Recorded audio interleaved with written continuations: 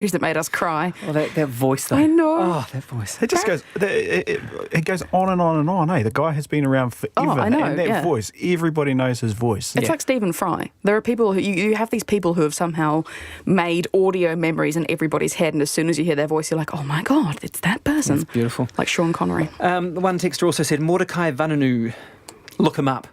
So we did. Mordecai Vanunu, also known as John Crossman, is an Israeli former nuclear technician and peace activist who, citing his opposition to weapons of mass destruction, revealed details of Israel's nuclear weapons program to the British press in 1986. Wow. So there you go. Lots of people writing in, so thank you so much for sharing your views on 2101 about your heroes. Before we go today, Millennials, favourite topic of ours here. Company director Bruce Cotterell's written a piece on how managers need to learn how to lead this generation in the workplace. He says millennials are great communicators, but most of their bosses are not. The millennials are caring, have an innate sense of fairness. These guys, not Generation Z, it seems, are the solution, according to Bruce. They care about gender equality, diversity, tolerance, employee safety and well-being, and how their executives behave. They've been brought up in an environment where they've been encouraged to ask questions, so they will let you know. Is that expressing a generation that you recognise, Verity? Yeah. As the end of the millennials, yes, that seems accurate. I agree with everything they say, except there seems to be a common misconception that millennials are snowflakes, and this really bothers me, the idea that millennials aren't resilient, because I think that what millennials actually do is just verbalise a lot of the frustrations which everyone actually feels, and they just feel empowered to verbalise those frustrations and to say, I'm not happy with the way that you're, using single-use plastics or whatever. And I think that some people, older people, misinterpret that as constantly being grumpy about the world and being fragile and being easily upset. And I don't think that we're constantly upset or that we're somehow less able to cope with frustration. It's just that we voice the frustration everybody feels, and we feel entitled to voice it. So I don't think we're less resilient. Scotty, you'd be Gen X? I'm lost on those sort of... I can tell you where you are if you want. How old are you? I think I'm Gen X, yeah. Let's go with Gen X. As a business owner, and I have millennials who work for me, and our company, I think it's awesome how people are opinionated and can voice their opinion, and I encourage both our employees who are millennials and others to actually go and voice your opinion and stand strong on it. I think the one thing for me, just in a general sense, is this fear of failure, though. And I think that that's becoming more and more an issue where people, yes, might have an opinion, but we become almost hamstrung by this idea of feeling that there's a fear of failure. Of failure or of some kind of retribution? No, well, maybe it's both, because it's actually not wanting to do something just in case there's that retribution that comes from it. And I don't know whether that's driven by the social media type of environment that we're currently in, but you'll often see, I often see it because I work with a number of different organisations, but people will have an opinion and they'll stand, and then the minute that they get a crack from somebody else, they'll all of a sudden back out of it. And it's that then will... And is that an intergenerational thing, or do you see that more in younger... I'm seeing it a lot more now. The fear of failure is a real problem. Is that... Yeah, no, I actually do agree with that, and I think that's because we're told as millennials that we have to be so successful and right all the time, so if you have the slightest sign of weakness, people show that as a sign of not being as powerful as you think you are, and there is that power to be always right. Well, let's just say to the young people, to millennials listening today, be brave. Be brave. Be a hero. Kia kaha. Be a hero. It's coming up towards 5 o'clock now, and we're heading over to Checkpoint and Lisa Owen here on RNZ National. Thanks, Verity. Thanks, Scott.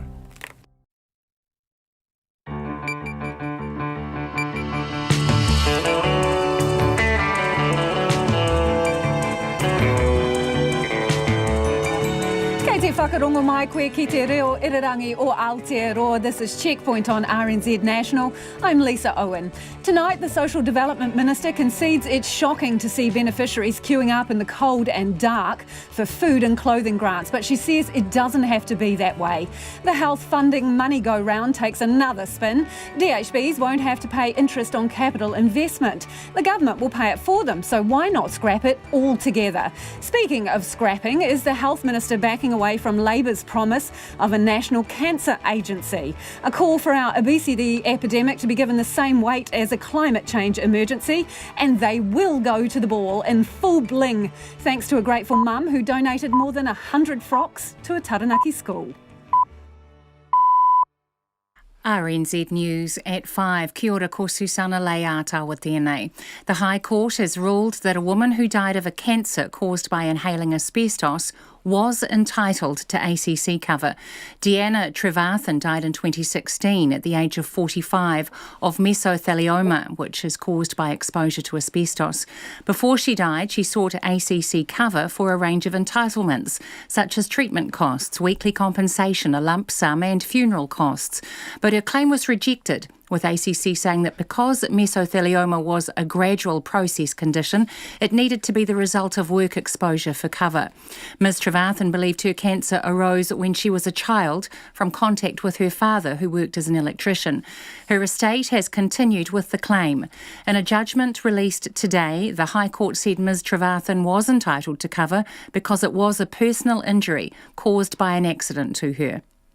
The Health Minister has given his clearest indication yet that a National Cancer Agency may not be part of the government's plans for overhauling cancer care. In 2017, the Labour Party campaigned on the establishment of such an agency and $20 million to get it going. But 2 years on and there's silence surrounding its creation.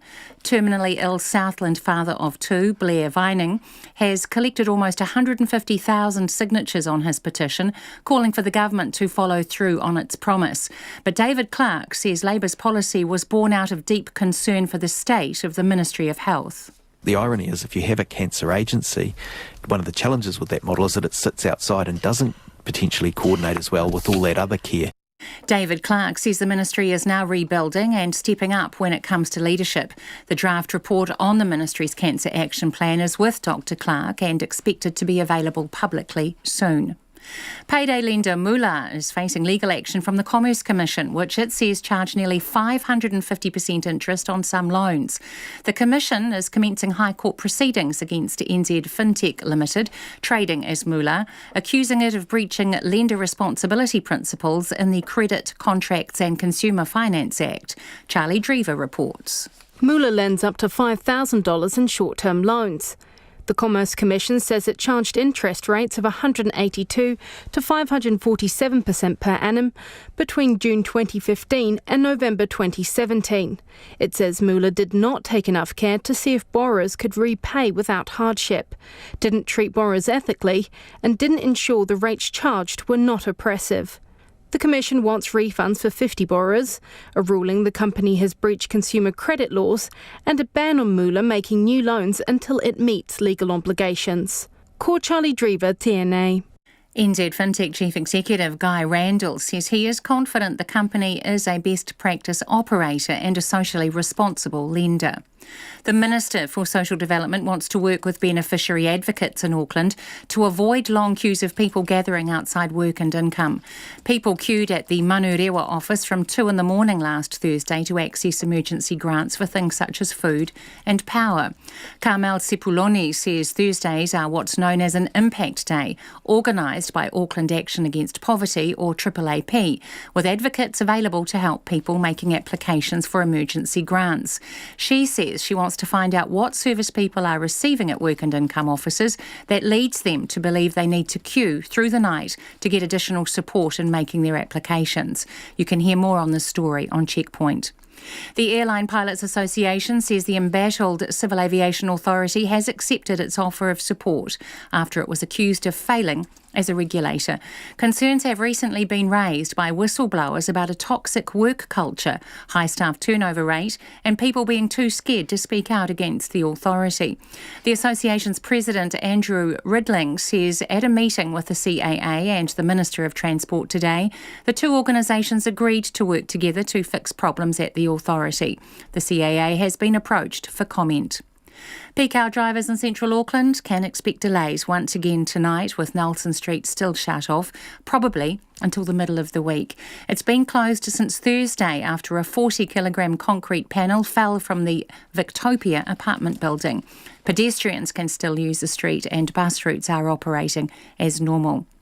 About 500 Crusaders fans celebrated their team's third straight Super Rugby title today. The Crusaders defeated the Jaguares on Saturday to win a record 10th Super Rugby championship. Players were met with a sea of red and black at Christchurch City Gallery as fans lined up for the chance to meet them and their coach. Colleen Padden and her husband travelled from Wellington for Saturday's grand final.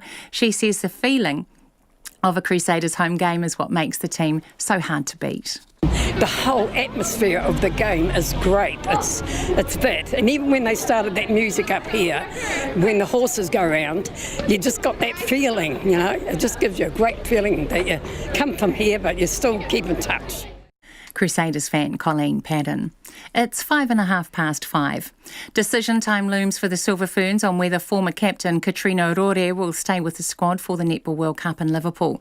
Rore is recovering from a calf injury and coach Nolene Taurua needs to decide by late tomorrow whether Rore will be part of the 12-strong World Cup squad. The team's had a couple of practice matches against Scotland and Taurua says Rore managed some game time. It was only 15-minute spurt for both games, but it was definitely positive. So we'll reassess her, and we've also got a training session this afternoon that we'll have another look at her, and from then on we'll be able to discuss whether she is going to be with us or not. Nolene Taurua. The Black Caps are embracing their underdog status ahead of their Cricket World Cup semi-final against India in Manchester tomorrow night. New Zealand go into the match on the back of 3 straight losses, while India have lost just 1 match.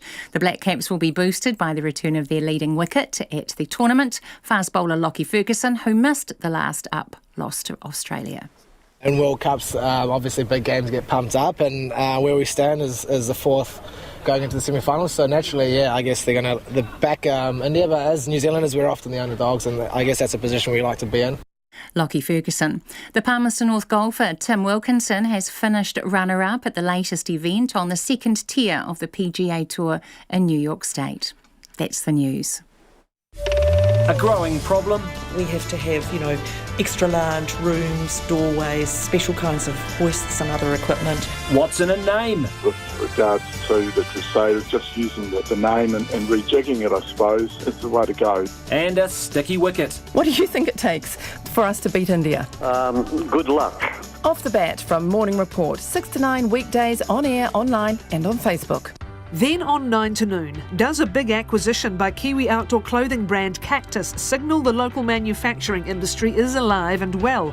And after 10, the astonishing story of a young Syrian mother, Waad al-Khatib, who filmed her life in rebel-held Aleppo. Join me, Catherine Ryan, on 9 to noon after Morning Report on RNZ National. Now the short forecast from Met Service to midnight tomorrow. Northland to Manawatu, including Coromandel Peninsula, Taumaranui and Taihape. Partly cloudy, isolated showers mainly in the west. For Bay of Plenty and Taupo, fine spells increasing, isolated showers in Taupo clearing tonight. A few showers tomorrow about eastern Bay of Plenty. Horowhenua to Wellington and Gisborne to Wairarapa. Cloud and isolated showers spreading north tonight, becoming fine tomorrow morning. For Bulla and Westland, partly cloudy with isolated showers mainly about the coast, but fine south of the glaciers tonight. Nelson, Marlborough and Canterbury, mainly fine, frosty overnight. Cloudy periods about Banks Peninsula and Marlborough, clearing tomorrow morning. For Otago, Southland and Fiordland, a few showers, snow to 400 metres. Showers becoming confined to the south coast and Fiordland this evening, and snow level rising. Turning to rain in Fiordland tomorrow afternoon and scattered showers spreading elsewhere. Chatham Islands, a few showers. You're with RNZ National. It's coming up to 9 minutes past 5. Thanks, Susanna, and this is Checkpoint. I'm Lisa Owen. Tonight, more on the story we brought you about families queuing outside a South Auckland Work and Income office in the rain, cold and dark, waiting for emergency grants to feed and clothe their families. They line up on a Thursday because that's when Auckland Action Against Poverty advocates are there to help them with their claims. And those helpers say the situation is inhumane and has to change. The rain is torrential and has been for hours, but already a queue of about 30 people is huddled against the building, trying to shelter as best they can.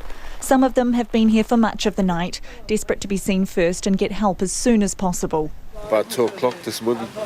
Why so early? I have to come early because I need to get some clothes for my kids. I need some long pants, jumpers, jerseys and that. So what time did you get here this morning? 4:30, and I got here at 5. And where did you both come from? I come from Papakura, Pukekohe. And what are you here for today? Food and winter stuff. Yeah, pretty much it. Same food, winter clothing, blankets, as all my money's going on rent, everything else. I'm surviving on like $23 a week. When AAAP's Kathleen Paraha arrives around 7:30, there are about 70 people waiting. The low-income earners are really suffering, really bad. See, now they've got kids out here now, and it's pouring with rain. So I've got to try and go and get another umbrella to cover that kid in a minute. Just before 8:30, the first people are let in. Only a few are allowed in at a time. The rest are left waiting outside in the rain for their turn. So that's the situation, and the Ministry of Social Development says it would like to resolve that problem with Auckland Action Against Poverty. And today, the Social Development Minister, Carmel Sepuloni, told Checkpoint she's concerned about the queues too, but she says there has to be a better way. MSD today announced it will send out 100,000 surveys a month to work and income clients to get a better idea of how people feel they're being treated and how services can be improved. Now, the Minister joined me in the studio a little earlier, and I started by asking her why she thinks people are lining up at the Manurewa office as early as 2 a.m. They're queuing up like that because AAAP, as an advocacy group, asked them to show up at 2 a.m. in the morning to meet with them then. They're not meeting with MSD at that hour. They're actually meeting with their advocates. MSD has already guaranteed AAAP, I think, 65 appointments each Thursday for each of those people. So we do need to find a way to do this better because, in my mind, people don't need to be lining up at 2 a.m. in the morning. And I'm really concerned about people travelling across Auckland to get to that place at that hour. And in some instances, they're travelling from out of Auckland. A couple of things there. AAAP is not asking them to turn up at 2 a.m, is it?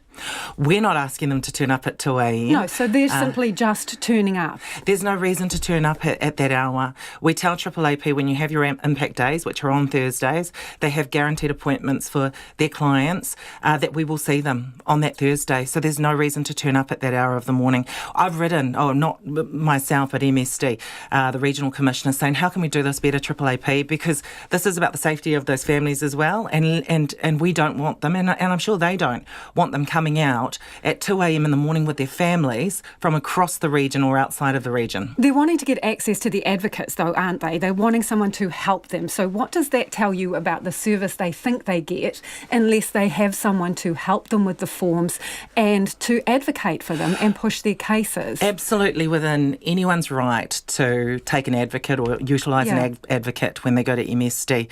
What we're trying to do is make sure that people are getting access to what they're eligible for. And I think our approval rates really show that is happening. So 98% of the hardship grants being sought at the Manurewa office are being approved.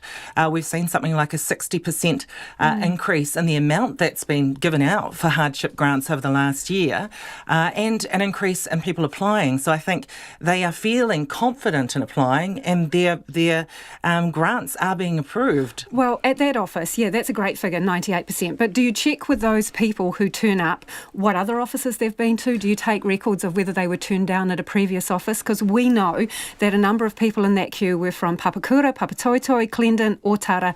They came there because they felt that they need an advocate to have their case heard and to get any further with MSD. And I think that's a really good question, Lisa. So what I've put to MSD is that we need to be following up with these clients, telling them, of course, you have the right to access an advocate, but what has happened here with regards to your relationship with MSD, why you feel that you can't go to your local office, or why you feel that you can't approach MSD yourself for the support that you might need. And so that is the next step for us, actually. What do you think the answer is? Because you must have a fair idea. Look, I think sometimes it's a range of things, probably, Lisa. There could have been a breakdown in relationship between the individual and the site that they're closest to. They could have had a bad relationship with their MSD case manager, so I'm not going to act like in every instance that MSD may have been blameless, because there may have been fault on MSD and we need to take that on the chin. But to work it out, about moving forward, we've actually got to find out what that was and make sure that we can repair that relationship and make sure that that person feels confident that they can approach MSD for support. So how are you going to measure that then?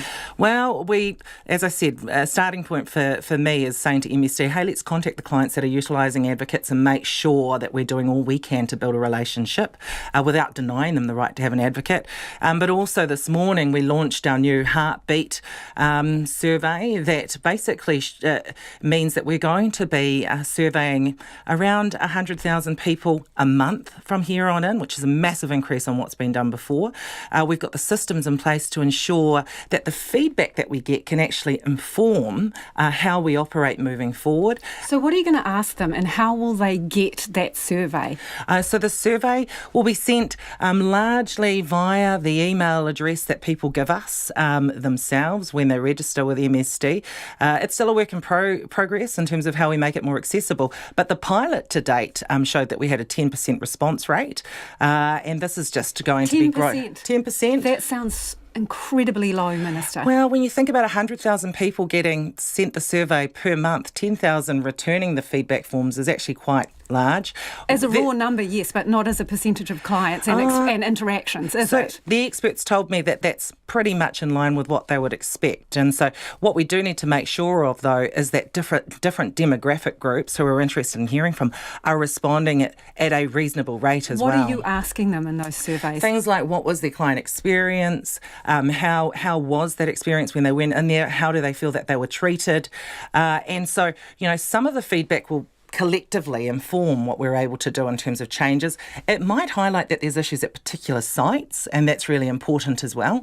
And there may be individual emergency circumstances that we need to get onto more quickly. So if you've done a pilot, what are people telling you already? Well, it's been very interesting. I guess one of the overall findings is that client satisfaction with the pilot to date shows us that the rating is around 8.3 out of 10.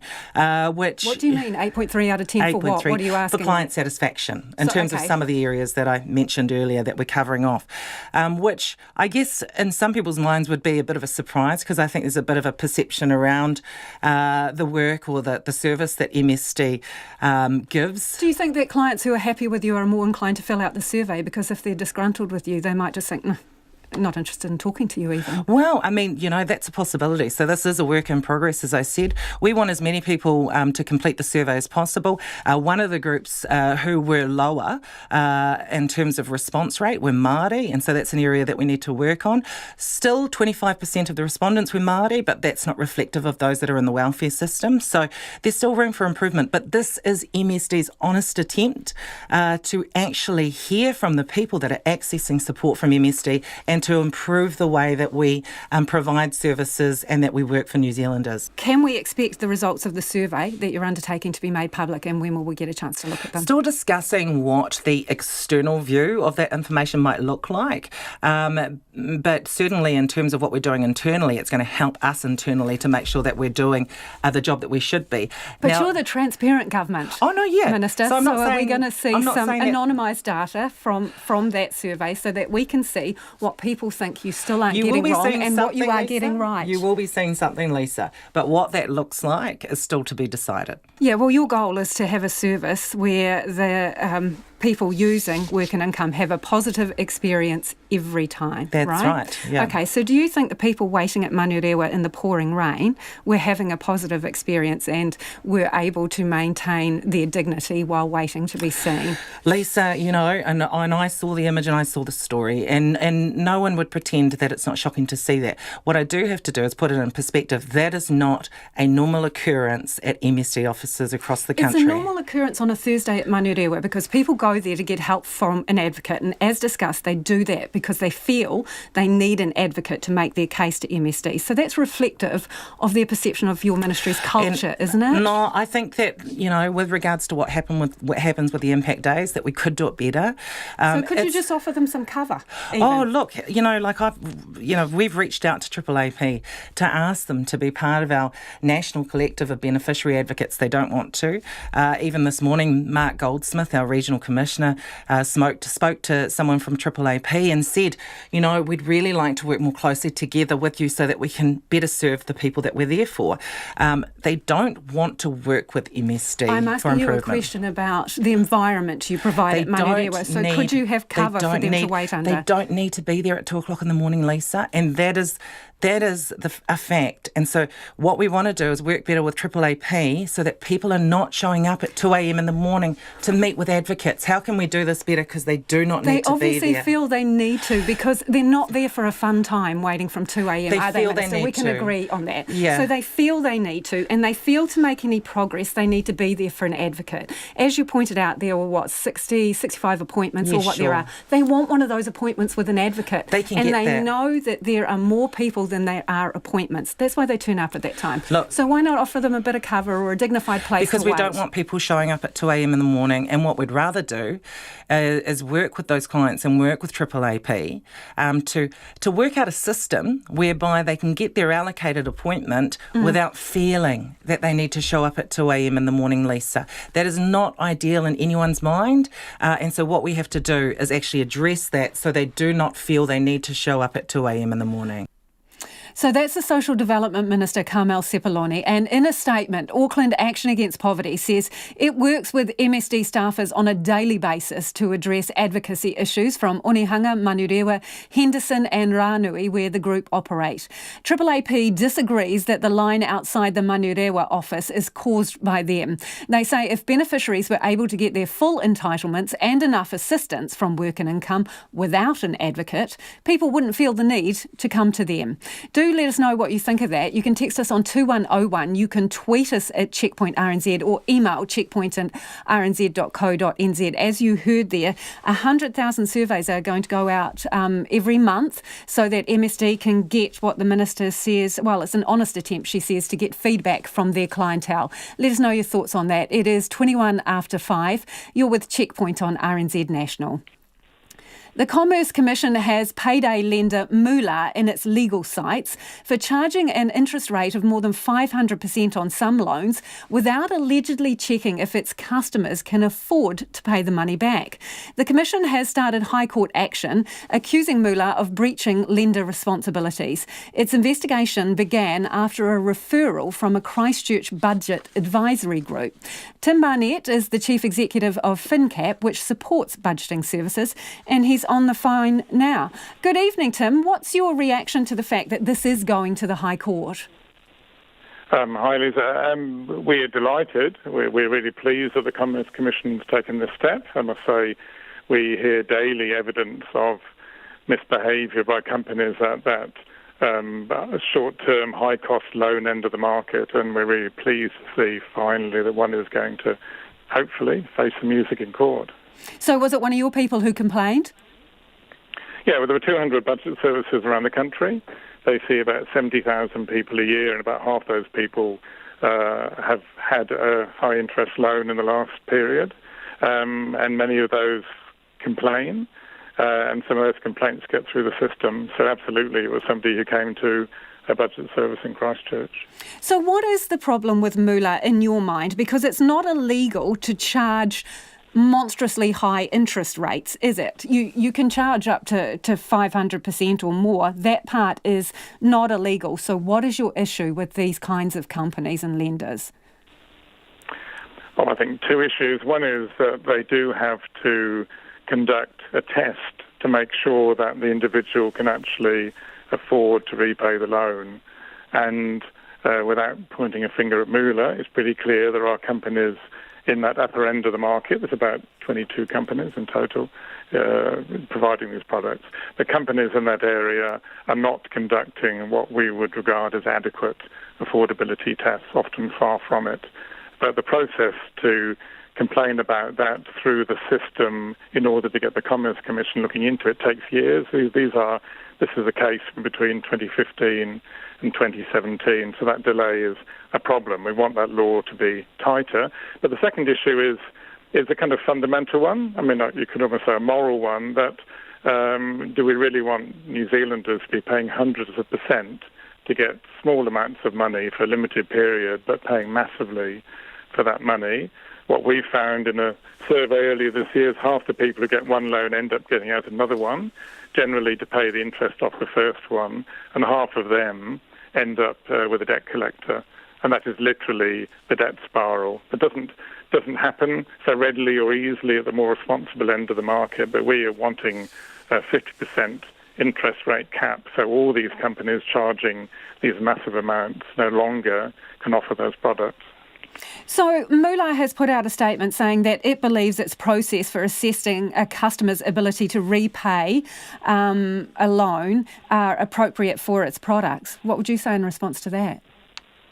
Well, if I was a PR person at Moolah, I'd say exactly the same thing, but I would give more trust in the Commerce Commission to have a good case and for the court to make a fair decision, and hopefully for other companies in that area to take heed of that decision. But ultimately, before 1999, these companies didn't exist.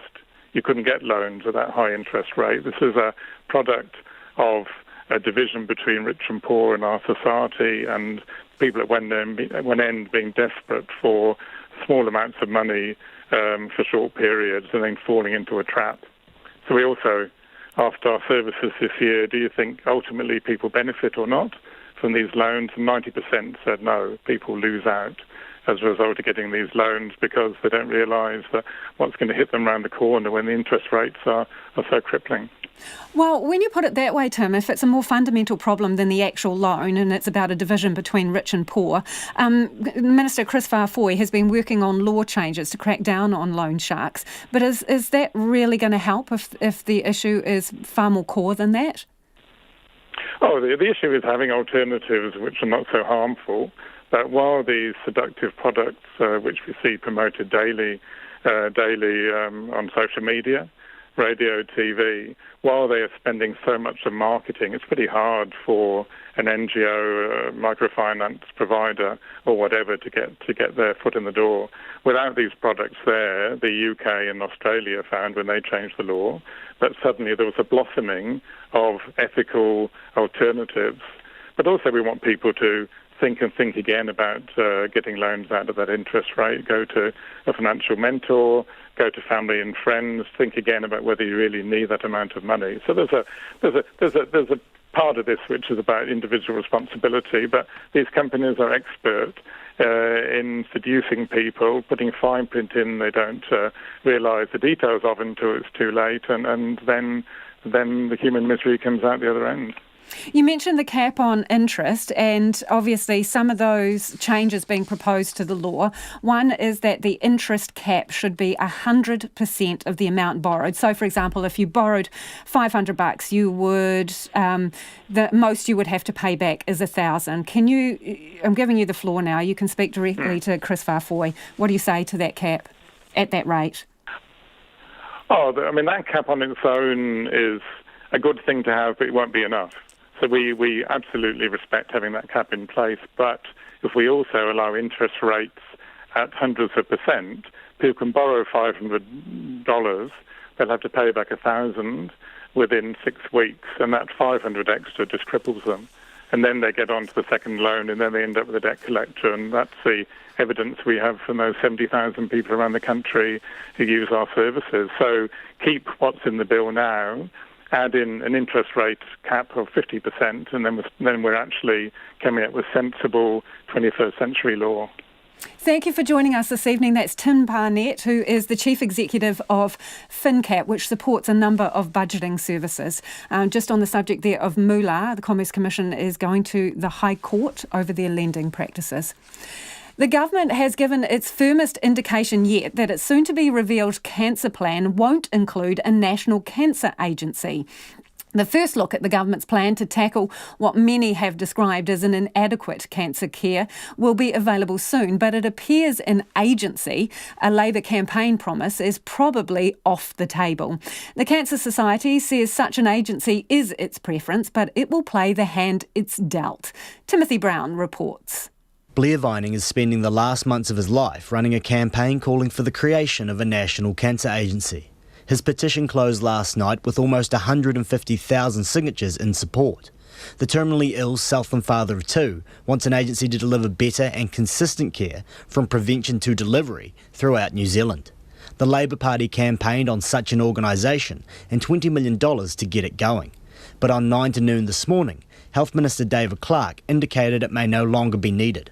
When I was in opposition and the Labour Party had a policy of a cancer agency, if we look right back, that was born out of a deep concern for the state that the Ministry of Health was in, because there was a lack of confidence that it could deliver strategic direction and strong oversight. Actually, since I've been the Minister of Health, the ministry is in a rebuilding phase and really is stepping up and delivering on leadership, on relating better to the system, building on the expertise that's in the system. Dr Clark then spoke to media in Dunedin about the government's funding for DHB capital works. He refused to discuss cancer care on tape, saying talking about the subject before the cancer plan is publicly available is tantamount to talking about the sausage factory instead of the sausage. But National's health spokesperson, Michael Woodhouse, says the reason for Dr Clark's obfuscation is obvious. Well, without doubt, it's another broken promise by the Labour-led government. They were unequivocal in their view that an independent cancer agency was the right way to improve cancer care in New Zealand. And for reasons which Dr Clark will have to explain, they've been backtracking from that over the past few months. The Cancer Society's medical director, Chris Jackson, says New Zealand's cancer care is lagging behind comparable countries such as Canada and Australia. We would like to see cancer taken out of the political cycle. We think there is a strong temptation to focus on the here and now, over-focusing on some areas of cancer care at the expense of others. And we think an independent agency could take that out of the political arena, and we think that would be a good thing. That's what the best high-quality countries do. Dr Jackson says even if an agency is not on the government's agenda, reform of cancer care has to be. What we want to see is strong central leadership with clear standards for treatment, and we want there to be accountability if DHBs do not follow those standards. Currently we've got 20 DHBs each doing their own thing with no clear, measurable, reportable standards in most areas, and that just can't happen in a country like New Zealand. Blair Vining is receiving treatment today and was unable to speak to Checkpoint. But Dr Jackson, who is also Mr Vining's oncologist, says the response to the petition has been incredible, as has Mr Vining's sacrifice in putting it together. Blair is the kind of guy you meet as an oncologist once in your life. Blair is extraordinarily selfless. He is giving up the last days, weeks and months of his life to fight for better cancer care for other people. He is fighting for fair and equitable care around the country, and he is fighting for a better standard of care, and he is fighting for national leadership. I think we are getting there, we are making progress, and if we do see strong central leadership emerging from this plan, then the country will owe Blair Vining a massive debt. The Ministry of Health's draft report on the Cancer Action Plan is with the Health Minister and is expected to be publicly available soon. In Dunedin, for Checkpoint, Timothy Brown.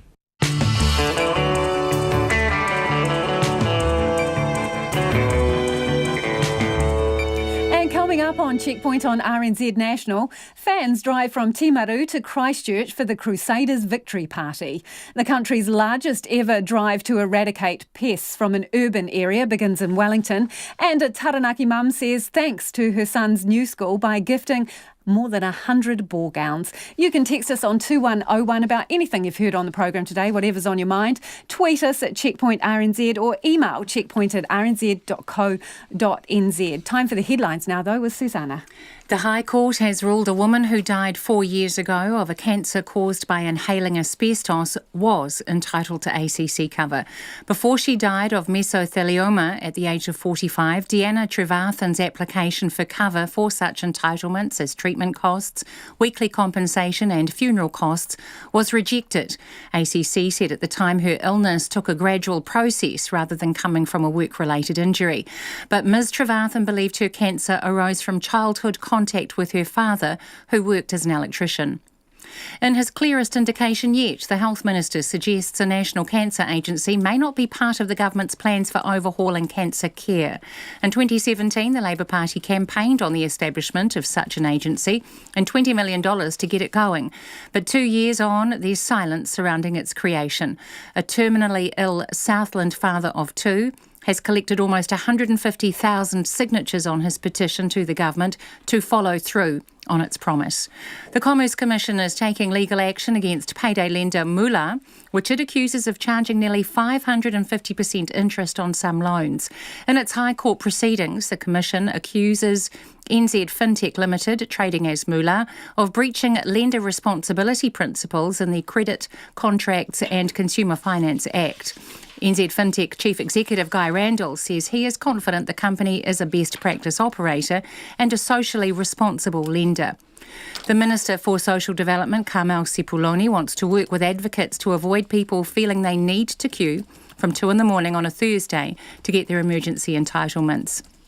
A long queue of beneficiaries queued in the early hours last Thursday outside MSD's Manurewa offices.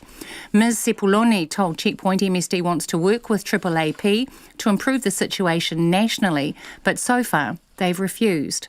The Airline Pilots Association says a civil aviation authority has accepted its offer of support after it was accused of failing as a regulator.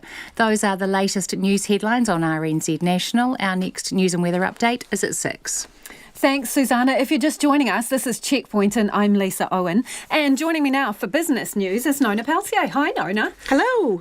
Refining New Zealand. So they're going to build a solar farm, they think, next to their oil refinery in Northland. Why are they looking at that? Well, the question is really, why haven't they done it sooner, is the one they've asked themselves. So, it's going to cost them something like maybe $39 million, and it will save them about $4 million. But what it will do is reduce their carbon footprint. So they're a company that produces fuel. Yep. And what they're going to do is offset that somewhat by using solar power to fire up their plant, which is quite interesting. Interesting. So even though the numbers that you've put there don't exactly stack up, it's doing their bit for the environment. Not just that, it's an important thing that they need to do, so to offset some of those costs. And I guess over the long term, it will start to pay off, right? So they'll have a saving, it will last over time, and it will be the largest solar farm in New Zealand. It's about, about twice the average size of a commercial solar farm that we have currently. So it's fairly sizable. We're thinking here 26 megawatt farm. That's fair size. Hey, so speaking of energy, it seems like there's still a steady number of people complaining about their energy bills to the Utilities Disputes Service. What are they? What are they complaining about? Well, they complain mostly about their bill. The size of it? The size of it. Yeah. But, there's things that, consumers can do about that. They can go online and they're urged to do that and check out, compare once a year at least how their supplier stacks up against others. Interesting, though, the Utilities Dispute Service is going to begin a campaign in a couple of weeks to advise consumers about their rights to complain. And they're wanting the electricity retailers to do more to tell consumers about what else they can do if they're not satisfied with the response to their complaints from their supplier.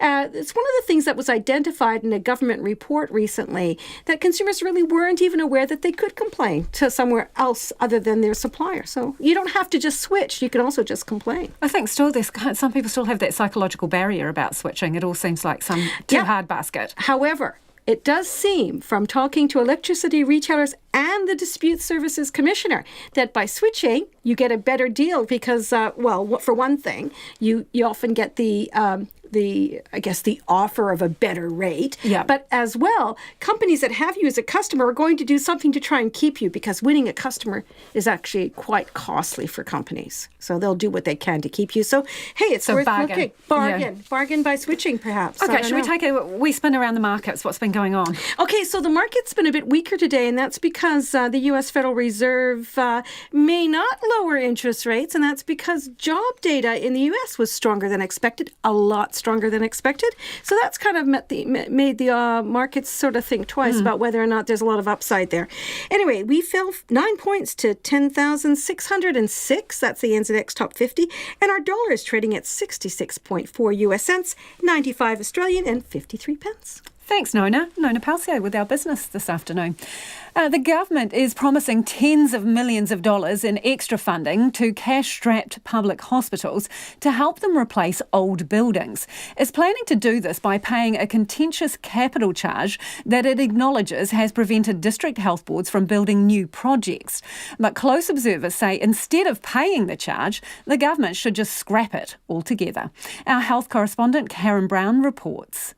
DHBs must pay back 6% of the cost of any government capital investment in the form of a capital charge every year. It's a significant sum, one which the Association of Salaried Medical Specialists estimates cost DHBs across the country more than $170 million in 2017. Today, the Health Minister David Clark said the charge has discouraged DHBs from going ahead with major new building projects. Potentially, DHBs have put off major new projects because they were fearful of the capital charge that came with those projects and the fear that it might constrict their ability to deliver services into the future. David Clark says the capital charge was intended to incentivise DHBs to spend wisely on new projects. And hopefully what that regime was introduced to do was to instil a level of discipline, and DHBs will remain. But there's no doubt in my mind that it has had a perverse outcome and has inhibited the hospitals from being built that should have been built over recent decades. But that's proving increasingly difficult, with all but 2 of the 20 DHBs, Nelson Marlborough and South Canterbury, forecasting deficits this financial year. David Clark says deficits will be factored in and deducted from extra funding DHBs receive under the new plan for major new building projects from January. That's welcomed by the Dean of Victoria University's Faculty of Health, Gregor Costa, a former DHB Chief Executive. He says the capital charge is unfair on hospitals. They've had to pay a capital charge that comes from operational funding that actually pays for running hospitals. What this news means is that DHBs will receive funding to cover the capital charge cost. That means that they will be able to put money towards operations, paying staff, hips and knees, and so on. He adds, in addition to the Canterbury and Auckland DHBs, Wellington's Capital and Coast DHB, which is building a new children's hospital, may also benefit. But CTU economist Bill Rosenberg says the charge hasn't worked for DHBs. It's added another layer of costs to them, and that has to come out of something. It means it's less available for services. That's backed by the Director of Research and Policy at the Association of Salaried Medical Specialists, Lyndon Keane. It's created a disincentive for district health boards to invest in maintaining their hospital buildings and to invest in new buildings. The deterred maintenance that we've seen in hospitals around the country has been a direct result of district health boards having to spend hundreds of thousands of dollars over the years on capital charges. Dr Keane says it should be abolished now. When Labor were in opposition, they were quite clear then that there was no use for the capital charge, and they said that they would abolish it. So why don't they just go and do it? The government says today's decision is an interim one only, with the final fate of the charge awaiting a wider health system report due next year. Canterbury DHB, with the country's highest deficit at $103 million, was not available for an interview, but says the change offers some relief and it looks forward to receiving more details about how the new formula will work. Mō te hōtaka o te ahi, ko Karen Brown, tēnei. And it's about 18 minutes away from 6. You're with Checkpoint on RNZ National. Let's go to some of your feedback now. This is on the story we had earlier in the program about the queues outside Manurewa Work and Income. We spoke to the Minister today about that. She's not happy about the queues either. This person says, I watched the Checkpoint piece last week. As a social worker, I am acutely aware of winter poverty. However, I would question how people are spending their grants, as unpopular as that is to suggest.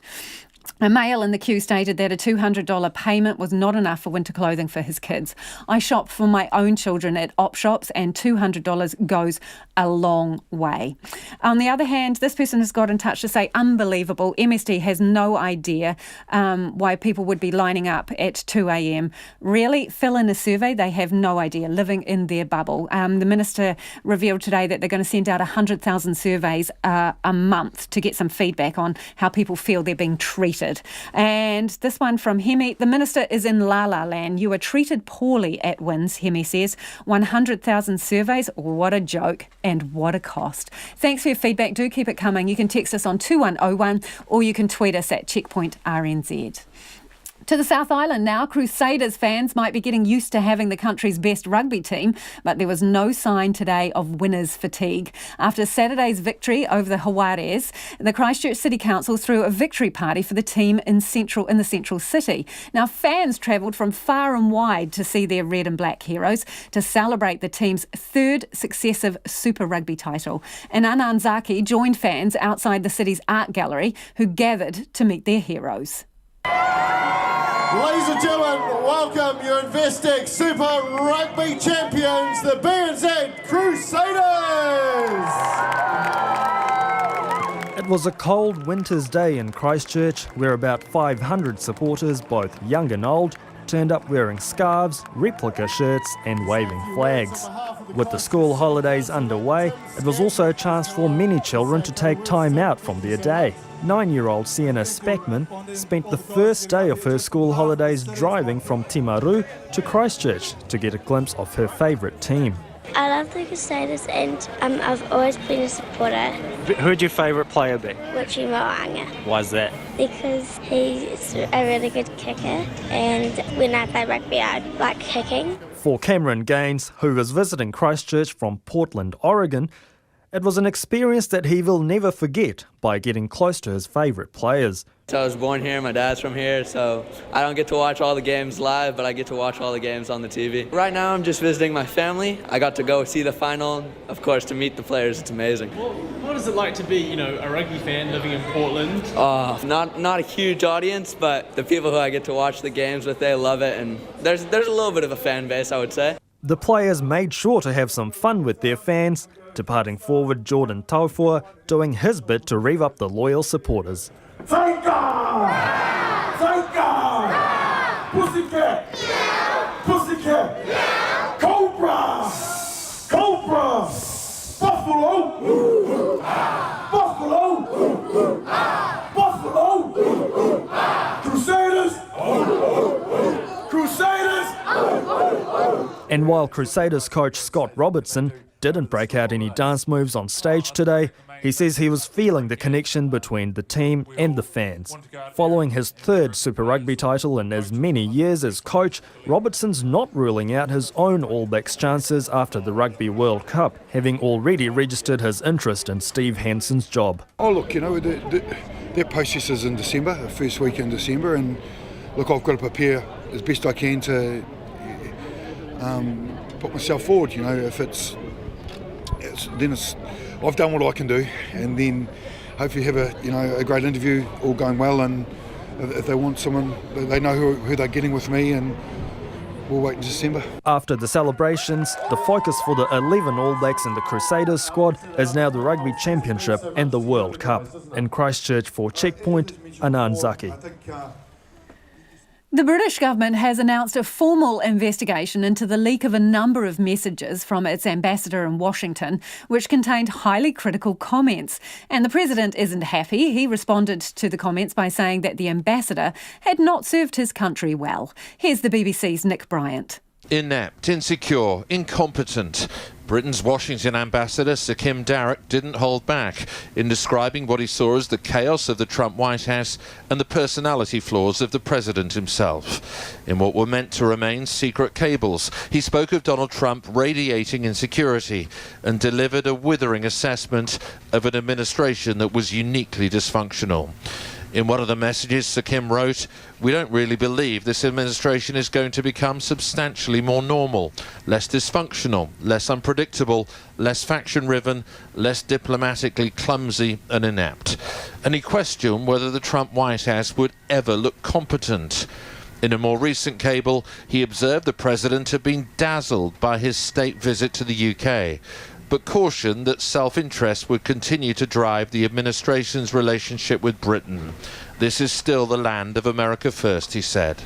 On the recent escalations of tensions with Tehran, Sir Kim said it was unlikely that US policy on Iran is going to become more coherent anytime soon, because he said this is a divided administration. And he suggested the president was never fully on board when it came to military action against Tehran, because he did not want to reverse his campaign promise not to involve the US in foreign conflicts. A Foreign Office spokesman said the views of diplomats were not necessarily the views of ministers or indeed the government, and that ambassadors were paid to be candid. The Justice Secretary, David Gork, was asked if Sir Kim should keep his job.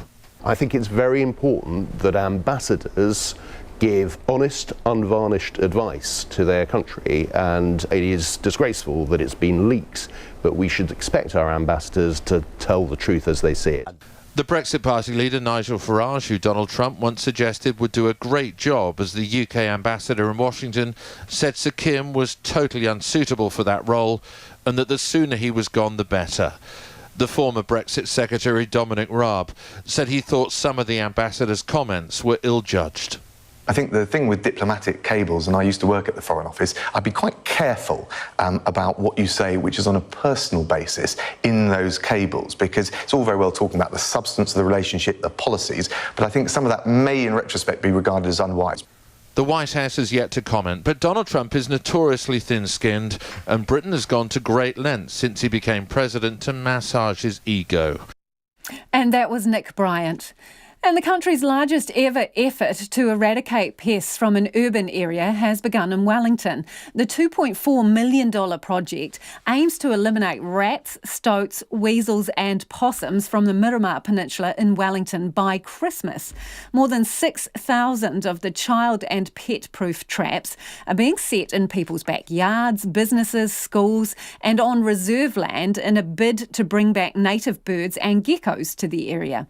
Our reporter Hamish Cardwell and visual journalist Dom Thomas were at the official launch.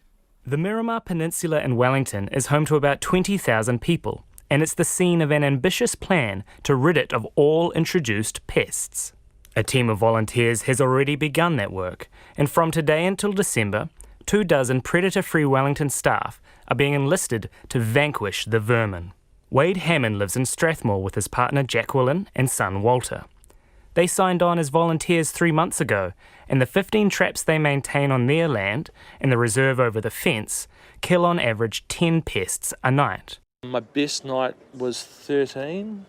Yeah. Now that we've actually eliminated rats from our general proximity, so now we're getting all the mice come in. So I'm not a biologist or anything like that, but I can only imagine that the mice are coming through and cleaning up all the food that the rats would have been eating. That's about 300 fewer vermin already, and the community has got together online to share their best extermination stories. Everybody in the group, in our little community group, takes photos. They pull the rat out, put it beside the trap and take photos. So it's a bit of a bragging rights. Everybody posts on Facebook and everybody comments, what the best baits are and best way to set the trap and things like that. So, have you noticed it's made a difference? Like I saw before that I believe it was a keriru just came out of the tree up there. Yeah, we've got a couple of fantails just up in the tree here. So it's kind of exploded, hasn't it? Yeah, it's gone. It's probably amazing. The last month.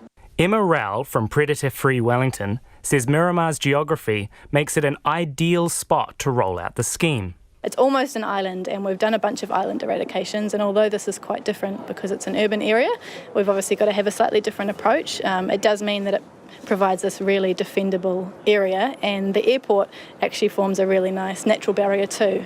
Emma Rowell went door knocking, informing residents about the plan, and so far almost 3,000 have given permission to host a trap on their property.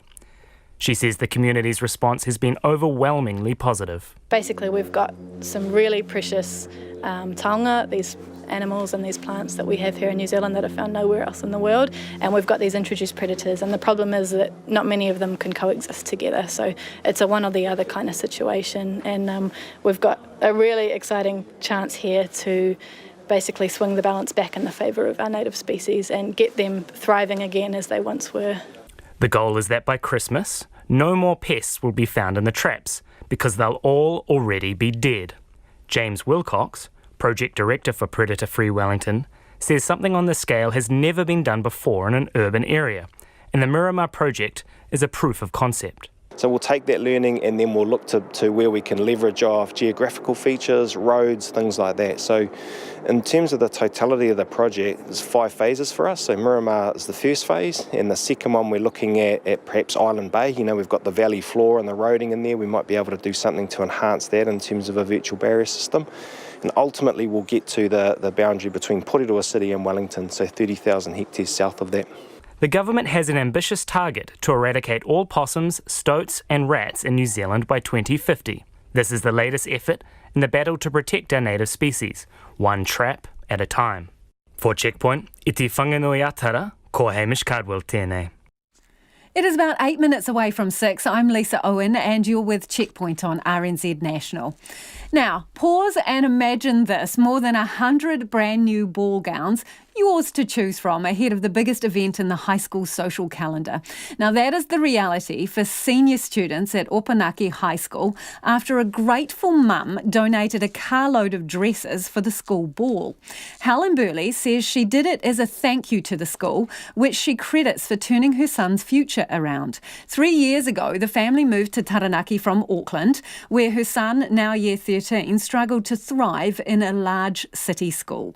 He was a boy that was very, very shy and had been at a school with 3,500 boys in Auckland, and he was made to feel very stupid and, he was bullied, and I just made the decision that it was time to leave Auckland, and I don't know why I don't even know why I chose Opanaki, but we lived just about 15 minutes from Opanaki, so he got on a bus every day. The first day he got on the bus, he went to school, and he never stopped going to school, whereas up in Auckland his attendance was 18%. Basically from day one at Opanaki High, his attendance was 95%. Wow, so this school has really made a difference to his life, and you wanted to, return the favour, I suppose. I wanted to give back to this amazing, amazing school because I really thought that Dan was not ever going to achieve anything. And, the first year that he was there in his NCEA Level 1, the dean came to me when I was up there for teacher interviews, and he goes, do you know Dan's got the most NCEA credits of any child in the year? And I was like, what? This is crazy. This is not my son.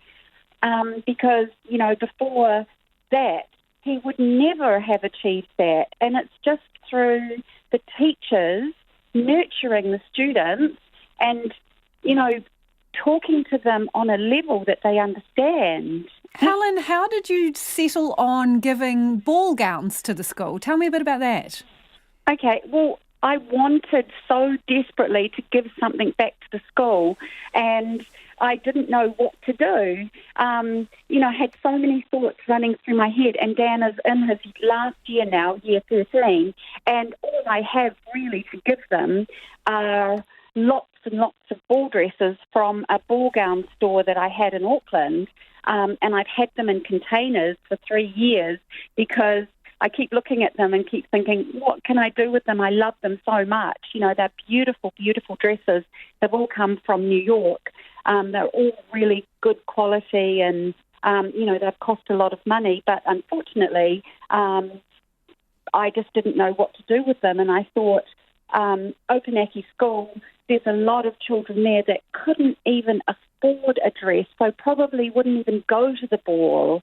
And I thought, I just want to give them to the girls. I mean, I really wanted to do something for the boys, but I don't have any balls, any suits or anything for the boys. But I thought that at least if I gave these ball gowns to the girls, they'll look beautiful and they'll feel good about themselves, and they won't have to worry about paying, $500 or $600 for a dress.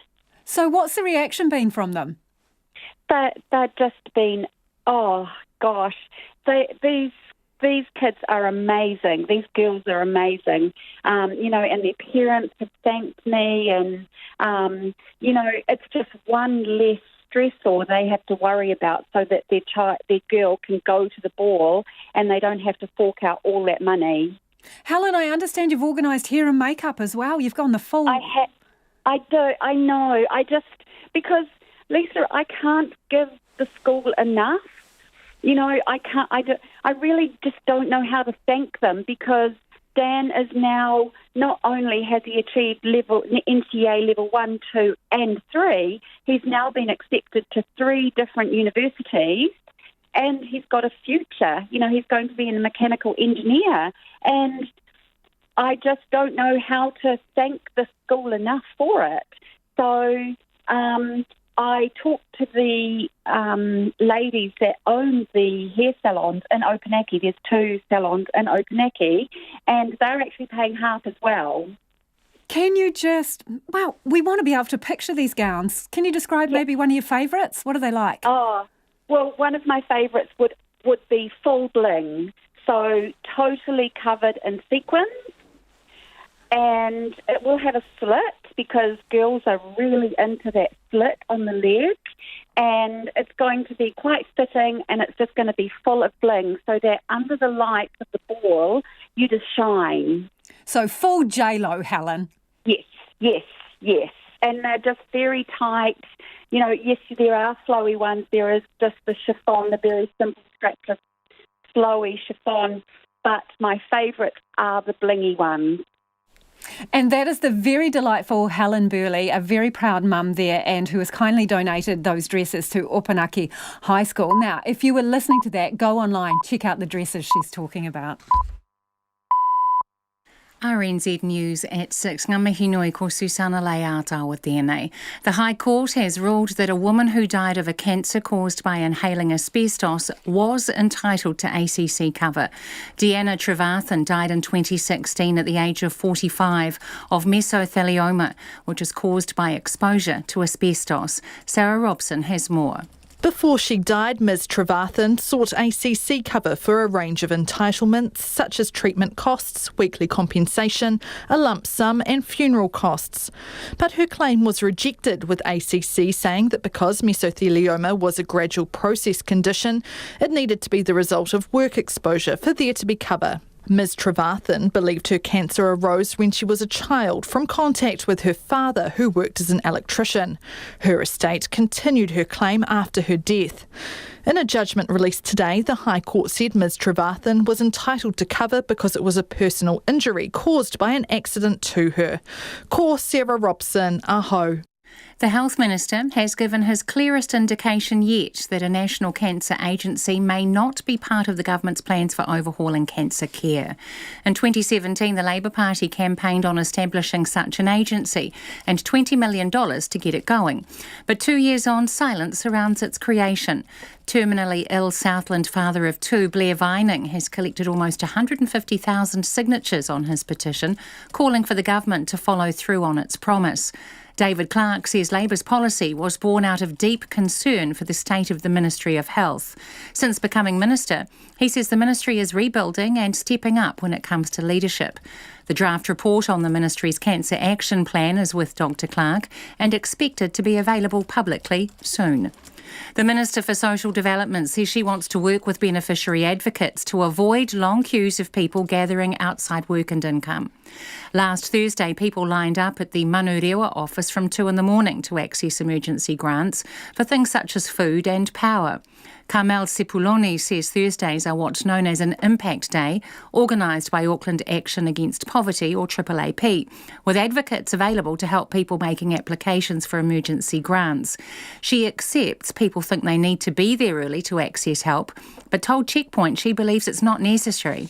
MSD has already guaranteed AAAP, I think 65 appointments each Thursday for each of those people. So we do need to find a way to do this better, because in my mind, people don't need to be lining up at 2 a.m. in the morning. And I'm really concerned about people travelling across Auckland to get to that place at that hour. Social Development Minister Kamal Sepuloni. Payday lender Moolah is defending itself against accusations of irresponsible lending by the Commerce Commission. The Commission is starting High Court proceedings against NZ Fintech Limited, trading as Moolah, which it has accused of breaching lender responsibility principles in the Credit Contracts and Consumer Finance Act. NZ Fintech's Chief Executive Guy Randall says he is confident the company is a best practice operator and a socially responsible lender. He says they don't always get it 100% right, but when the company does make a mistake, it fixes it. Mr Randall says they will defend the claim by the Commerce Commission. A plan to eradicate pests from the Miramar Peninsula is just the first phase in a plan to make much of the Wellington region stoat, rat and possum free. From today, 24 staff will be maintaining 6,000 traps spread among private properties, schools and businesses to rid the isthmus of all introduced pests by Christmas. The project director for Predator Free Wellington, James Wilcox, says something on this scale has never been done before in an urban area, and the Miramar project is a proof of concept. Miramar is the first phase, and the second one we're looking at perhaps Island Bay. You know, we've got the valley floor and the roading in there. We might be able to do something to enhance that in terms of a virtual barrier system. And ultimately we'll get to the boundary between Porirua City and Wellington, so 30,000 hectares south of that. The 10-year project to make Wellington predator-free is funded by the Wellington City Council and Regional Council, Taranaki Whānui Predator Free 2050 Limited and the Next Foundation. The SPCA suspect banned animal leg hold traps are to blame for the deaths of 2 cats and injuries to another in a central Auckland suburb. It says over the last 18 months, 1 cat was found with its spine crushed, 1 with a severed tail and another with a foot missing. The SPCA says leg hold traps, which look like metal jaws, are illegal in urban areas and it does not want to see any more animals injured or killed by them. It's urging anyone who discovers such traps to contact them. Earlier this year, Sandringham residents living near Eden Park reported 5 cats missing within a 150-metre radius within weeks. Peak hour drivers in central Auckland can continue to expect delays with Nelson Street still shut off, probably until the middle of the week. It's been closed since Thursday after a 40-kilogram concrete panel fell from the Victopia apartment building. Auckland Transport says a crane remains on site during remedial work. It says the wind has increased, which may affect the time frame for reopening. Pedestrians can still use the street and bus routes are operating as normal. It's 6:05. The Wimbledon tennis sensation teenager Corey Goff maintains she's unfazed at taking on her first seeded player at the tournament tonight in London. The American 15-year-old has captured fans' hearts after wins in her opening 2 rounds, including victory over Venus Williams. But tonight's play 7th seed Simona Halep. She's a different player from all the players I've played. They're all different in their own way, so every match I think is different. But I don't think because she's seeded will change me at all. Also on court tonight are Serena Williams, Novak Djokovic, Roger Federer and Rafa Nadal. Meanwhile, New Zealanders Marcus Daniel and Michael Venus are scheduled to play their respective doubles and mixed doubles matches. The crowd at the Women's World Cup football final booed FIFA chief Gianni Infantino and French President Emmanuel Macron as US fans demanded equal pay with their team claiming a 4th title, beating the Netherlands 2-0.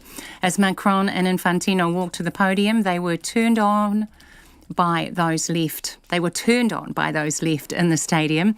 The leading voice for equal pay in the sport, US captain Megan Rapinoe, says it's no longer a question of whether they are worth it. Every player at this World Cup put on the most incredible show that you could ever ask for.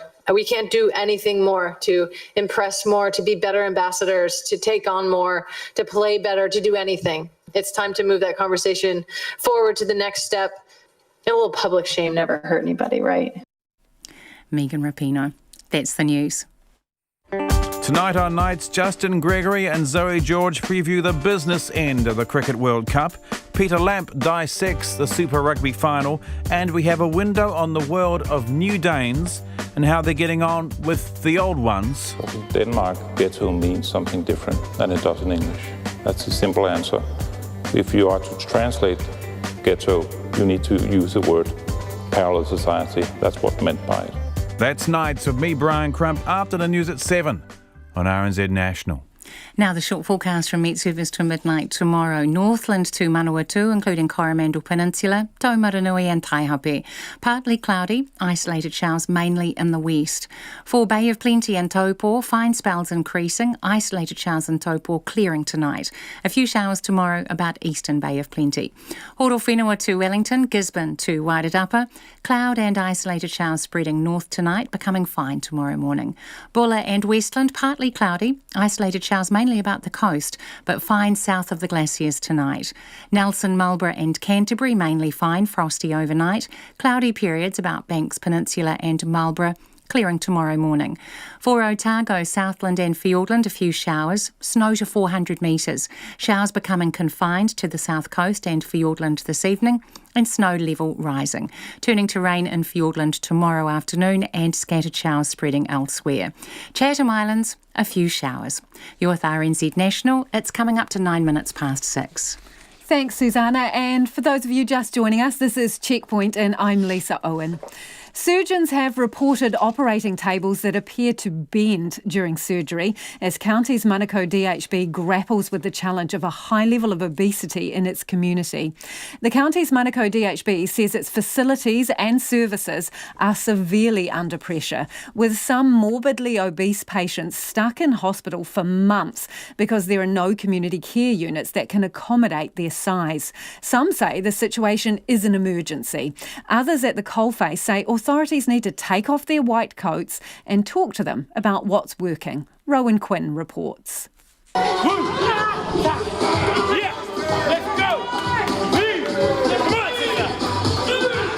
The motivation is high at the heavyweight champs exercise class at BBM Motivation in Manukau. It's the creation of former boxer Dave the Brown Butterbean Letele, who lost 100 kilos and is now successfully inspiring others to do the same.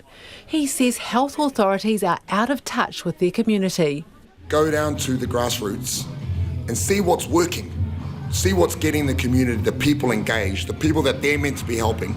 See what groups are out there. It's not just us, there's other groups. What groups are actually making an impact in the community, and go and support it.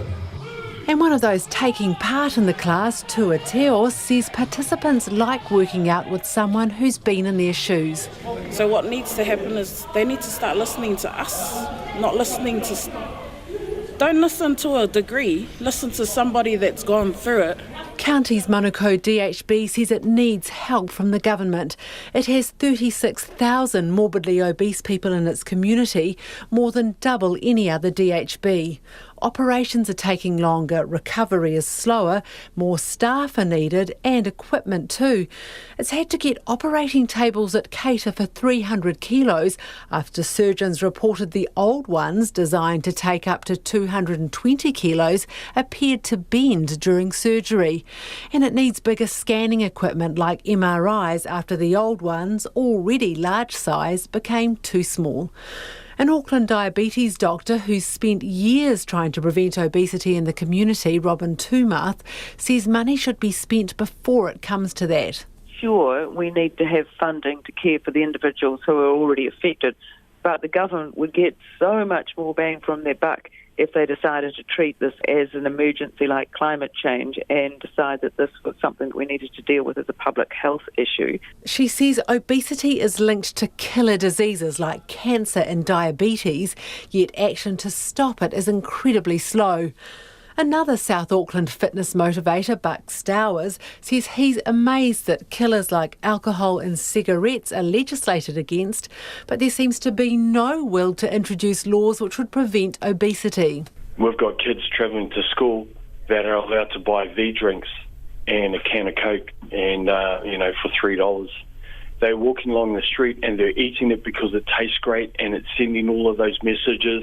But what about if we were to say that there was an age limit and you weren't allowed to drink that stuff until you were the same age as drinking alcohol, let's say? And Dave Letele says people who get what obese patients are going through and who can help should have the chance to. Imagine if we had a space in Middlemore. So you've got the people there coming in the ambulance at the end of the road. Imagine if before they get in the ambulance, they come for a checkup and they go, okay, we're going to refer you to BBM, which is in the same building, okay, and you're capturing them while they're there. The Health Minister, David Clark, says the community may get some of what it needs from the $10 million set aside for health this year in the Pacific Innovation Fund. The money's to be spent on Pacific models of care. I Tamaki Makaurau mō te hōtaka o te ahiahi ko Rowan Quinn tēnei. It's about 13 minutes after 6. You're with Checkpoint on RNZ National. Let us know what you think of that. Is it time to declare an obesity emergency, just like we're declaring climate emergencies? 2101 on the text, or tweet us at checkpointrnz.co.nz. 4 of the biggest early childhood groups are seeking a crisis meeting with the Education Minister, Chris Hipkins, over the state of their sector. They say centres are struggling to survive because of chronic underfunding, and they want to lay out the case for urgent government intervention. They say they're disappointed that Mr Hipkins has told them to first send a written summary of their problems. Here's our education correspondent, John Gerritsen. Early childhood groups have been complaining of underfunding for years, but now they say things are at crisis point. Ministry figures show more than 80 early childhood services closed in each of the past 2 years, a noticeable jump on the previous norm of about 50 a year. The owner of 6 early childhood centres, Maria Johnson, says the whole sector is under pressure, and one of the biggest problems is a shortage of qualified teachers. In early childhood, we need more teachers because of our ratios, and we are struggling. I know a number of places have had to close, and the fact that I'm, as a centre owner, I'm now back on the floor every single day opening the doors here in Auckland. Because you don't have enough teachers? Can't find them, no. Peter Reynolds from the Early Childhood Council says such stories are not unusual. He says early childhood centres are battling a staffing shortage and a financial crisis caused by a decade of funding cuts and freezes. I've got centres where the owner-operator of the centre hasn't taken any drawings out of their business for the last couple of years at least. I've got centres where one person's telling me, as a centre manager, that she's earning less than the maintenance person. Peter Reynolds says the problems are so serious, his organisation and 3 others, New Zealand Kindergartens, Montessori Aotearoa and Te Rito Maioha, want an urgent meeting with Chris Hipkins without officials present. We've requested a meeting with the Minister, and we've requested a meeting without officials, because we want to talk to the Minister directly, we want to have an off-the-record conversation, and we want to get a very clear idea about what the Minister has proposed to do and by when. Peter Reynolds says it's highly disappointing that Mr Hipkins has refused their request and asked for more information. Kathy Wolfe from Te Rito Maioha, which represents several hundred services, says the government came to power offering a range of improvements for early childhood, and it's time for it to make good on those promises. I absolutely believe things are getting critical. We had quite a few years of no funding increases whatsoever. In the last 2 years, the Minister has provided funding in the last 2 budget rounds, 1.6 last year, 1.8 this year, but it still falls so way short of what is required just to catch up. Kathy Wolfe says some services have had to shut. We have had members closing their centres over the last few years due to the financial crisis. A lot of them have really chewed away their reserves, those that had reserves. Many of the community-based early childhood services don't have that luxury, and they really do not want to increase fees. They want to be able to service their communities the way they're supposed to, but they're finding it difficult to keep their doors open. Chris Hipkins says the government has already boosted early childhood subsidies by about $200 million over 4 years and put early childhood teachers on the skills shortage list. He says he wants detailed information before agreeing to more talks with the sector. Mō te hōtaka o te ahiahi, ko John Gerritsen tēnei. A snap election in Greece has delivered a new government and taken the country a step back to the right. Voters have rejected the populist leftish Prime Minister Alexis Tsipras, who has been in power for 4 years. Instead, they've elected the centre-right New Democracy Party, led by Kyriakos Mitsotakis. A victory cry for a change of guard. Greece's centre-right New Democracy cheering its new era, winning an outright majority and ousting Alexis Tsipras. Its leader has refreshed a party once seen as the corrupt establishment. And as the populist left-wing Tsipras broke promises to end austerity, Greece has returned to the political mainstream. Well, first of all, I asked for a strong mandate to change the country, and the Greek people delivered. I'm very, very grateful for the result. We won an outright majority, which was our main target. Alexis Tsipras put on a brave face as he voted earlier, but it was almost a eulogy. He lost many supporters after his humiliating U-turn from 2015, when he pledged to rip up the bailout and budget cuts, but instead accepted a third rescue programme in return for more austerity, becoming the Brussels establishment he'd fought against. The rhetoric has been relentlessly anti-European and misleading in many ways. So I'm very, very happy. This is a victory for pro-European political forces. This country doesn't need celebrations for a party that wins an election. This country needs jobs. This country needs investments. The worst peacetime recession of any developed country shrank Greece's economy by a quarter. Protests consumed Athens. 500,000 left the country and unemployment hit 28%. As Tsipras defied the EU, it threatened to eject Greece from the euro and sink the banks. He was forced back. Before Brexit, there was talk of Grexit, Greece's departure from the Eurozone. It didn't happen as Alexis Tsipras, who vowed to stand up to the EU, was defeated. Perhaps an omen for another EU member now trying to defy Brussels. And a sign that after a populist wave, the political cycle can swing back to the establishment. Greece now looks to its post-bailout, post-Tsipras future as growth returns and the glimmer of a recovery grows. Greece has, it seems, turned a corner and left its populist era behind. Mark Lowen reporting there from Athens. Iran's government says it's begun enriching uranium above the level allowed by a multilateral control deal, potentially shortening its path to a nuclear weapon. Iran's also threatening to take further steps to breach the 2015 nuclear agreement in 2 months' time if the remaining parties to the deal don't reveal crippling United States sanctions. The ABC's Eric Torchek reports. Suffering under sanctions but still defiant, Iran's government is further reducing its compliance with the nuclear deal at the centre of this standoff with the United States. Behrouz Kamalvandi from Iran's Atomic Energy Agency says the country's latest move is to exceed the allowed percentage of uranium enrichment, above the current low level that limits its use to nuclear power. In a few hours, the technical work will be done, he says, and enrichment procedures will start from 3.67%.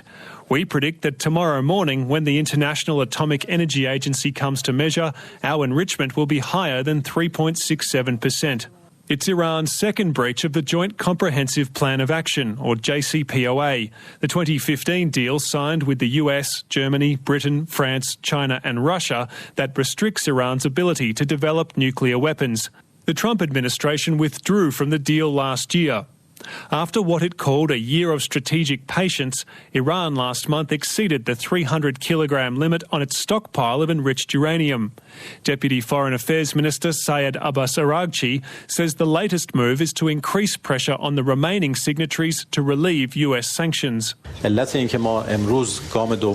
reason we are starting our second step in reducing our commitments from the JCPOA today, he says, is that Europe and the other members of the JCPOA could not meet our demands, especially in the field of oil and bringing back our income.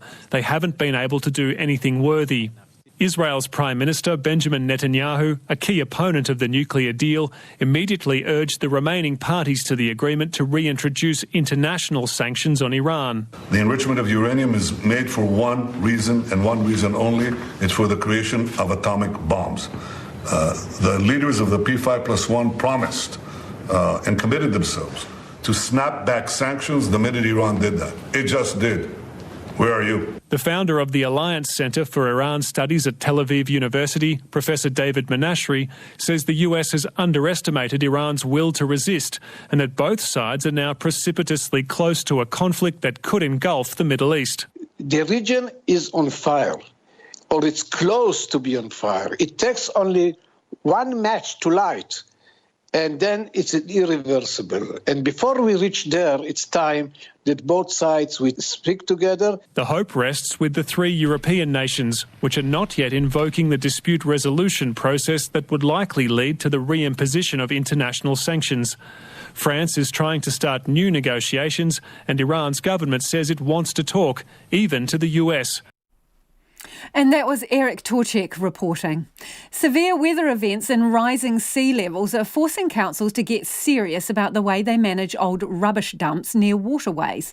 The clean-up is still underway along the Fox River after severe flooding exposed a disused landfill in late March, strewing trash kilometres along the west coast beaches. Now, almost 20 historic landfills in the Tasman district are at risk of being unearthed by storm surges or sea level rises. Here's Tracy Neal with the story.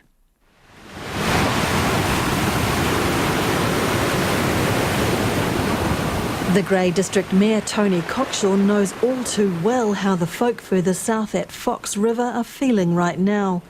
Almost 18 months ago, the remnants of a cyclone clawed away the beach at Cobden and scoured out an old landfill. An army of contractors and volunteers were mobilised to help clean up the mess, which stretched 20 kilometres south along the coast near the mouth of the Grey River. We had the big cyclone through and it really scared out our town dump that had been there for donkey's years. So it did a lot of damage, and there was a massive amount of plastics that had actually come up on the beach from the dump itself. Mr Cockshaw says what happened at Fox River in March this year was worse. Volunteers and the Department of Conservation are now working to remove rubbish scattered across about 75 kilometres of west coast beaches and riverbed after flooding tore open a disused landfill. He says it shows that dumps sited near rivers pose a bigger threat to the environment than those on the coast. Yeah, without a doubt, because when you've got a river that inundates that particular refuge pit, it is going to carry it all the way down the length of that river, and then once it gets into the current, because you've got to remember you've got a flooded river and stormy seas, it will disperse it for miles. Since March last year, the Grey District Council has spent $3.2 million to fix the Cobden site and to make sure it doesn't happen again. In 2011, the Tasman District Council prepared a plan for all its known closed landfills, 17 of which are located near the coast or on river flats. Official reports have found some could be vulnerable to sea level rise of 0.5 metre, while others by up to 1 metre. David Stevenson is the council's waste management team leader and says there's no room for complacency. The events in Fox are, a good reminder to everybody to be vigilant and to manage and monitor your sites and not to be too complacent about them. So it's been good for all of us, I think. Kevin Haig of Forest and Bird says if he were to list the top 20 risky landfill sites, they would be a mix of those near rivers and the coast. He says the more extreme climate change consequence in the short term is from weather events, especially on the west coast. A climate change and sustainability consultant to iwi says it's reasonable to suggest toxic sites near rivers are a bigger problem.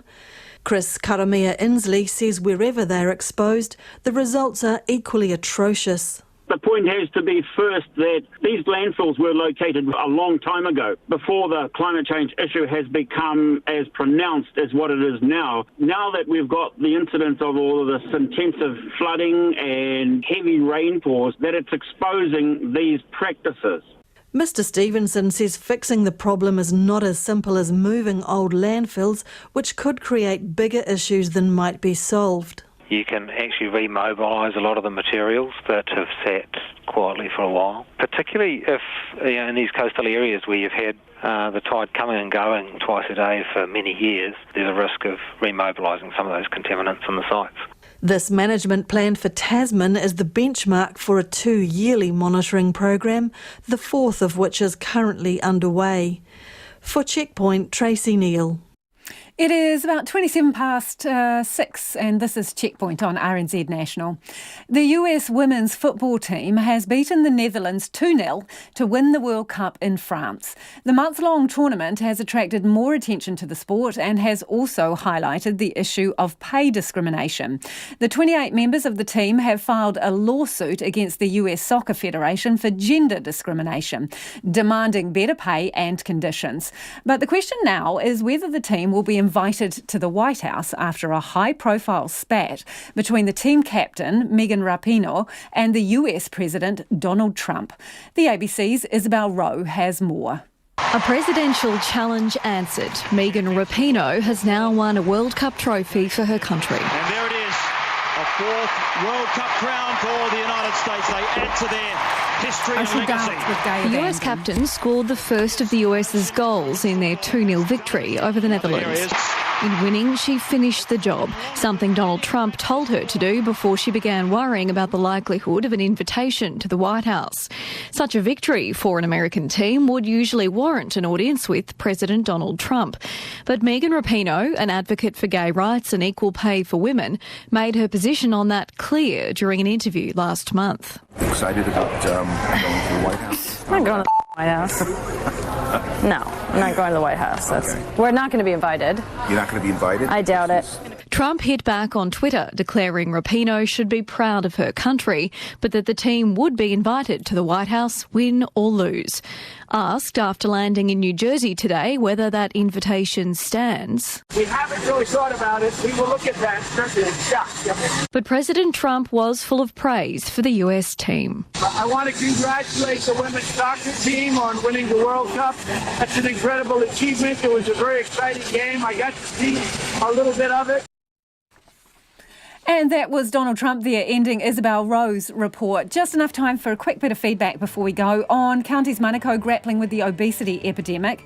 This person says, as a health professional, if you dare mention to anyone they are overweight, you are immediately accused of fat shaming. You get reported to the HDC, you get outed on social media and torn apart. It is not worth the hassle and bullying to mention to anyone they may be pushing the scales and that this risks their health. So nothing's going to be solved until we start to take responsibility for what we put in our mouths and how and when we move our bodies. And Amy's got in touch to say, I agree, it's time to declare an obesity epidemic. There is a diabetes epidemic underway in New Zealand and it's largely hidden from view. My husband is a GP and sees 30-year-olds who are going into renal failure. We'll be back tomorrow. RNZ News headlines at 6:30. The High Court has ruled a woman who died of a cancer caused by inhaling asbestos was entitled to ACC cover 4 years after it was rejected. A National Cancer Agency may not be part of the government's plan, despite its campaigning on this in 2017 and a 150,000-strong petition. The SPCA suspects banned animal leg hold traps are to blame for the deaths of 2 cats and injuries to another in a central Auckland suburb. And Auckland motorists may face delays in the central city until mid next week. Those are the headlines. Our next news and weather will be at 7 o'clock. Take the pulse of the day's news every weeknight at 10. We are all Crusaders at heart. There's no grief between fans. Lately with me, Karen Hay, as your late night eye on the latest headlines and the people who are making them. But have a fabulous